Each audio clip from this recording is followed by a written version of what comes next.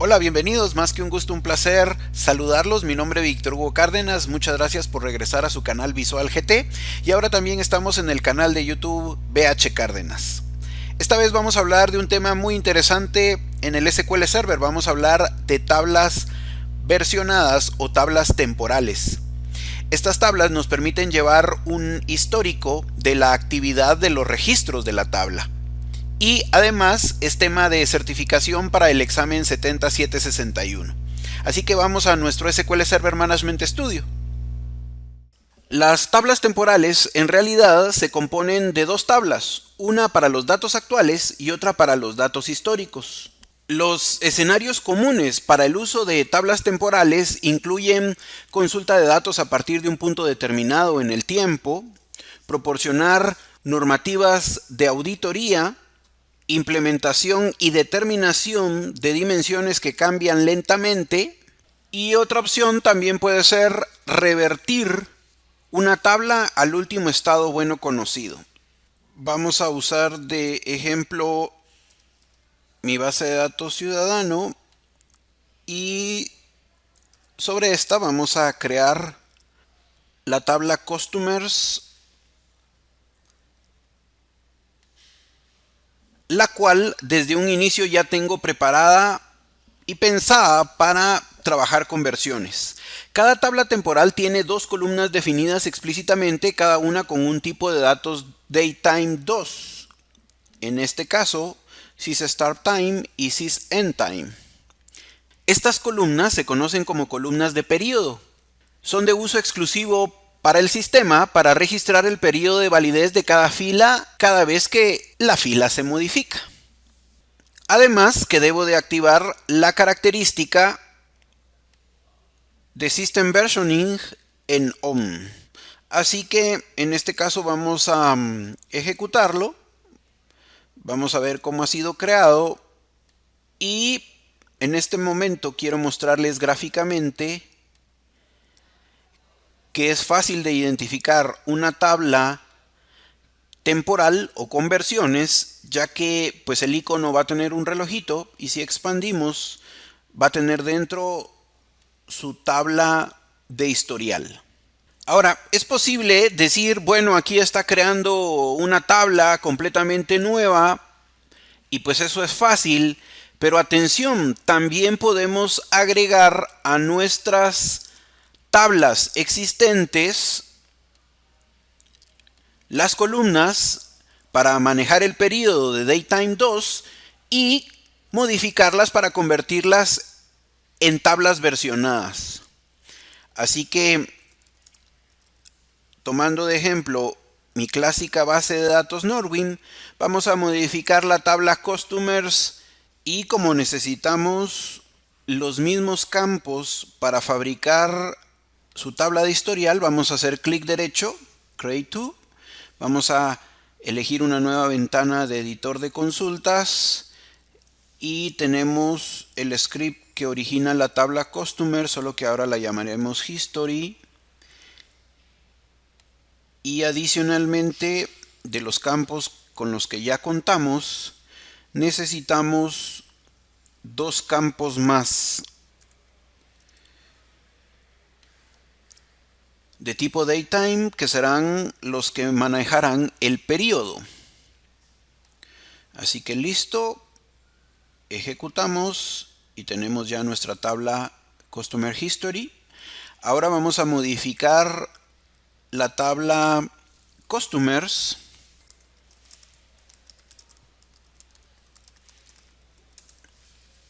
agregándole también los dos campos de sysStartTime y sysEndTime.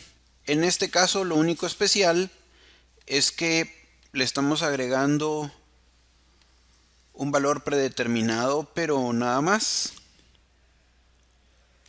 Así que lo vamos a modificar y listo. Lo único que nos hace falta es crear el vínculo entre la tabla Customers y la que será su tabla de historial.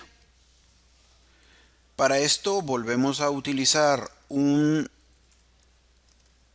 alter customer set, en este caso System versioning.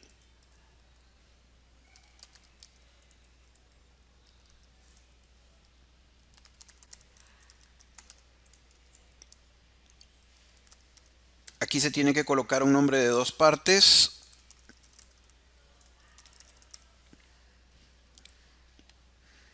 Y listo. Lo ejecutamos. Y está creada la tabla de historial para nuestra tabla Customers, que ahora ya muestra un iconito con un reloj y su tabla está versionada. Podemos ahora efectuar algunos cambios sobre nuestra tabla Customers.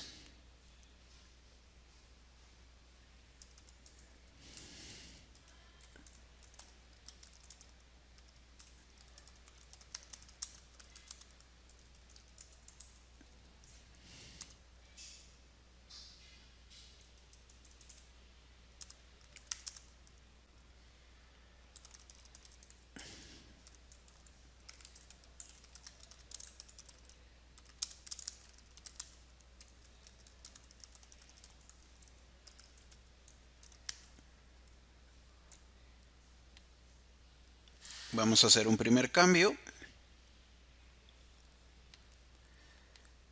Vamos a tener que hacer más corto el nombre para que no se trunque. Ahora sí.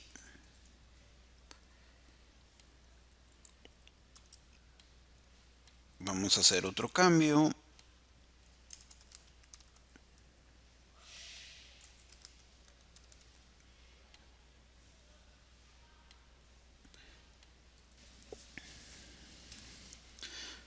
Listo. Luego de ejecutados estos cambios, si nosotros nos movemos hacia nuestra base de datos Nordwind, vamos a ver que ya tiene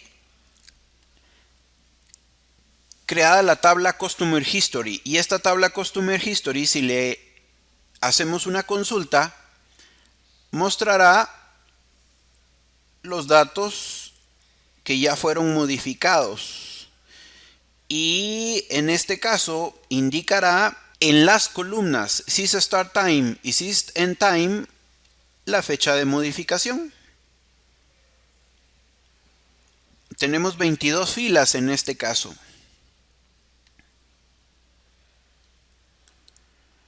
Si nosotros en este caso volvemos a regresar los datos,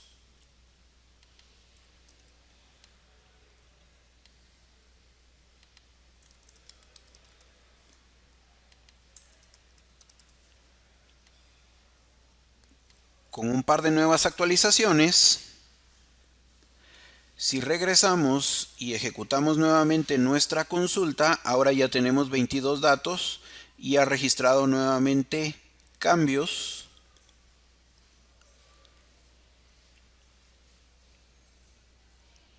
En un nuevo horario.